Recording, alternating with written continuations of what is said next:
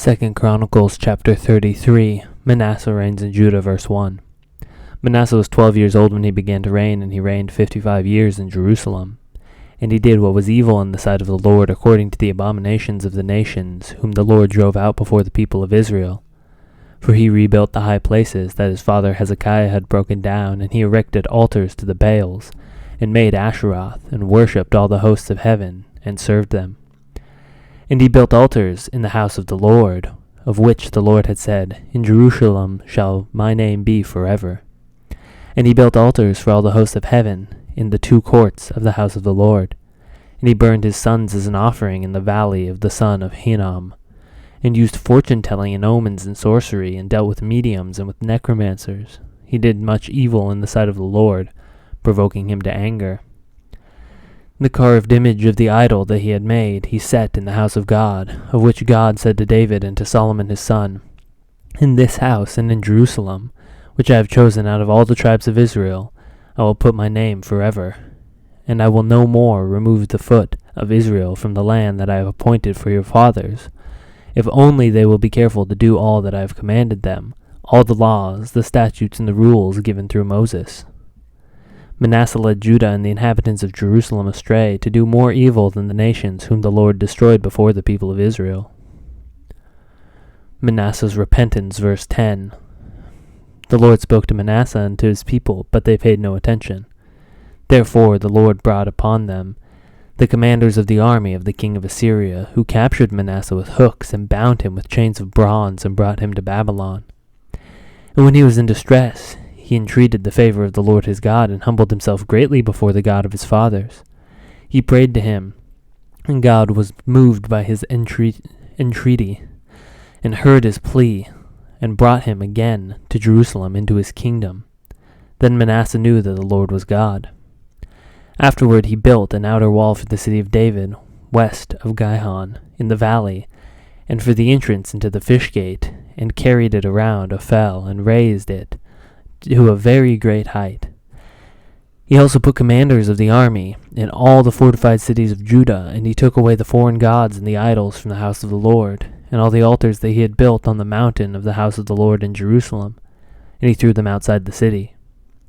He also restored the altar of the Lord, and offered on it great sacrifices of peace offerings and of thanksgiving, and he commanded Judah to serve the Lord, the God of Israel.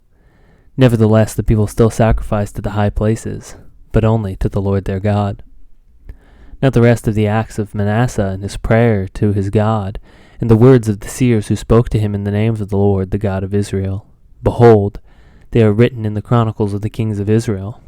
And his prayer, and how God was moved by his entreaty, and all his sin, and his faithlessness, and the sites on which he built high places and set up the Asherim and the images before he humbled himself. Behold, they are written in the Chronicles of the seers. So Manasseh slept with his fathers, and they buried him in his house, and Amon his son reigned in his place. Amon's reign and death, verse 21. Amon was 22 years old when he began to reign, and he reigned 2 years in Jerusalem. And he did what was evil in the sight of the Lord, as Manasseh his father had done. Amon sacrificed to all the idols that Manasseh his father had made, and served them. And he did not humble himself before the Lord, as Manasseh his father had humbled himself. But this, Amon incurred guilt more and more. And his servants conspired against him, and put him to death in his house. But the people of the land struck down all those who had conspired against King Amon, and the people of the land made Josiah his son king in his place.